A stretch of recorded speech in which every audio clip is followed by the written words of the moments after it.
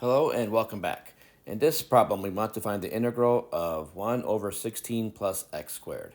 And this is from the section involving inverse trig functions. So the first thing you want to do is ask yourself, does this look like an inverse tangent, an inverse sine, or an inverse secant?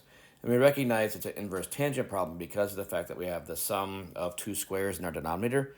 So the first thing we're going to do is we're going to factor out a 16 from our denominator.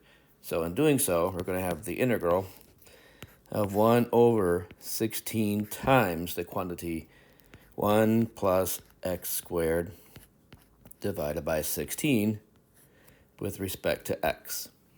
Again, all we did here is factor out the 16. You'll notice we multiplied it back in. We'd arrive at the original problem. The next step for us is to then rewrite that x squared over 16 as a square. So that's 1 over 16 times the quantity 1 plus x over 4 quantity squared with respect to x. And we can now make a substitution. We're going to let u equal x divided by 4. And you might be thinking that looks like a strange thing to take a derivative of, but it's really just 1/4 times x. So the derivative is going to be du equals 1/4 dx, or dx is equal to 4 times du.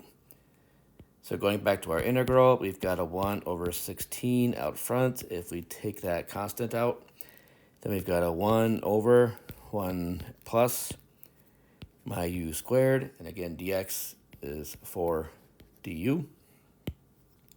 We can now take that 4 and put it over the 16 and reduce it so that this is equal to 1/4 the integral of 1 over 1 plus u squared with respect to u.